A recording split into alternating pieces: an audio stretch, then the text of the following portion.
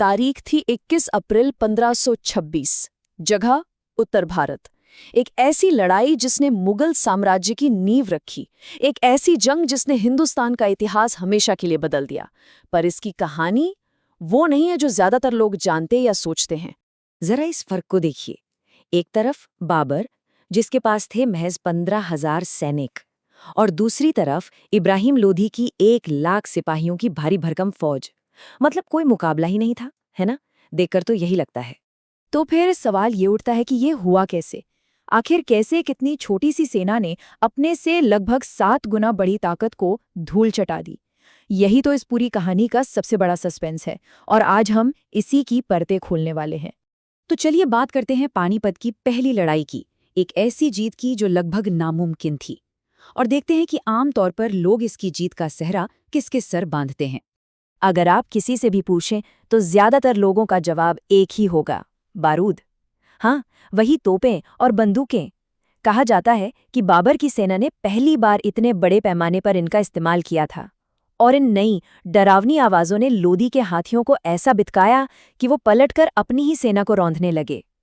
कहानी सुनने में तो बड़ी सीधी लगती है, लेकिन क्या ये सच में इतनी ही सीधी थी? उस दौर के जो दस्तावेज मिलते हैं वो एक बिल्कुल अलग ही कहानी सुनाते हैं। बारूद, हाँ, वो जरूरी तो था, लेकिन वो अकेली वजह बिल्कुल नहीं थी। असली कहानी तो इससे कहीं ज्यादा गहरी और कह सकते हैं ज्यादा दिलचस्प है।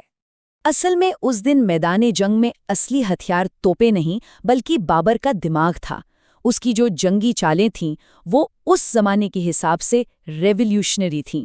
चलिए उसकी 2 सबसे खास रणनीतियों को जरा समझते हैं। पहली थी तुलुगमा। अब ये क्या थी? इसका सीधा सा मतलब था सेना को छोटे छोटे दस्तों में बांट देना। तो जब लोदी की विशाल सेना सीधे सामने से हमला करती, बाबर के ये छोटे छोटे दस्ते तेजी से किनारों से घूमकर दुश्मन के पीछे पहुंच जाते और उन पर धावा बोल देते। सोचिए, दुश्मन को चारों तरफ से घेर कर उनमें खलबली मचाने का ये कितना शानदार तरीका था। और दूसरी रणनीति थी अराबा। इसमें बाबर ने क्या किया कि लगभग 700 गाड़ियों को जानवरों की खाल की रस्सियों से एक दूसरे से बांधकर एक मजबूत दीवार सी खड़ी कर दी, और इस दीवार की आड़ में उसके तोपची और बंदूकधारी एकदम महफूज थे। वहां से वो आराम से दुश्मन पर गोलियां बरसा सकते थे। ये एक ही वक्त में डिफेंस भी था और अटैक भी। कमाल का आइडिया। अब सोचिए, जब इन दोनों रणनीतियों को एक साथ इस्तेमाल किया गया होगा तो क्या हुआ होगा। अराबा ने लोदी की फौज को सामने से आगे बढ़ने से रोक दिया, और जैसे ही वो इस दीवार से टकरा कर रुके, तुलुगमा दस्तों ने दाएं बाएं और पीछे से हमला कर दिया। लोदी की सेना एक ऐसे भंवर में फंस गई थी जिससे बाहर निकलना नामुमकिन था। लेकिन ये जीत सिर्फ रणनीति की बाजीगरी नहीं थी। अब कहानी का रुख थोड़ा मोड़ते हैं और बात करते हैं खुद विजेता की, बाबर की। हमें लगता है कि वो एक महान अजय योद्धा था, है ना? लेकिन पानीपत से पहले उसकी कहानी बिल्कुल अलग थी। सच तो ये है कि बाबर सेंट्रल एशिया में एक के बाद एक हार का मुंह देख रहा था। उसने समरकंद जीता और फिर गंवा दिया। यहाँ तक कि वो अपने पुरखों का राज फरगना तक नहीं बचा पाया था। तो हिंदुस्तान पर उसका हमला किसी बड़ी महत्वाकांक्षा का नतीजा नहीं था, बल्कि उसकी हताशा का नतीजा था। बाबर ने खुद अपनी आत्मकथा बाबरनामा में लिखा है, ताशकंद में रहते हुए मैंने बहुत गरीबी और जिल्लत झेली। ना कोई मुल्क था, ना ही किसी की उम्मीद। ये शब्द किसी महान विजेता के नहीं, बल्कि एक ऐसे इंसान के हैं जिसके पास खोने के लिए कुछ भी नहीं बचा था। जरा इस लिस्ट को देखिए। 1497, 1501, 1502, 1512, एक के बाद एक हार। ये एक ऐसे बादशाह की तस्वीर है जो लगातार नाकाम हो रहा था। उसके लिए हिंदुस्तान आखिरी दाव था, आखिरी उम्मीद। अब जरा सिक्के का दूसरा पहलू देखते हैं, इब्राहिम लोधी की तरफ। इब्राहिम लोधी एक बहुत बड़ी सल्तनत का और एक विशाल सेना का सुल्तान। कागज पर तो उसे हराना नामुमकिन लगता था, लेकिन उसकी सबसे बड़ी कमजोरी उसकी फौज के बाहर नहीं, बल्कि उसकी फौज के अंदर ही छिपी थी।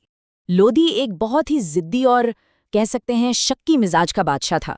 उसने अपने ही सबसे ताकतवर अफगान सरदारों को खुद से दूर कर दिया था, उन्हें नाराज कर दिया था।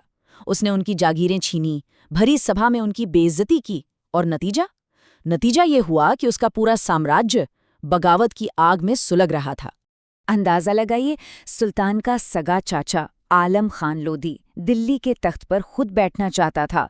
पंजाब का गवर्नर दौलत खान लोधी, जिसकी जिम्मेदारी सल्तनत की हिफाजत करना थी, उसी ने बाबर को चिट्ठी लिखकर हिंदुस्तान आने का न्योता दे डाला। मतलब पूरा का पूरा साम्राज्य अंदर से खोखला हो चुका था। और यही अंदरूनी फूट, यही अविश्वास लड़ाई का असली टर्निंग पॉइंट बना। ये बाबर की तोपों या उसके तुलुगमा रणनीति से भी कहीं ज्यादा डिसाइसिव साबित हुआ। देखिए, लोधी कोई बेवकूफ नहीं था। उसका शुरुआती प्लान एकदम परफेक्ट था। उसे बस इंतजार करना था। उसकी फौज इतनी बड़ी थी कि वो बाबर को आसानी से घेर सकती थी, उसका खाना पानी बंद कर सकती थी, और हिंदुस्तान की जानलेवा गर्मी तो थी ही, जो बाकी का काम कर देती। पूरे 7 दिनों तक दोनों सेनाएं एक दूसरे के सामने डटी रहीं। लोधी ने कोई जल्दबाजी नहीं दिखाई। अब बाबर परेशान होने लगा था। उसने लड़ाई शुरू करवाने के लिए रात में 5000 सैनिकों से एक छोटा सा हमला भी करवाया, जो कि पूरी तरह नाकाम रहा।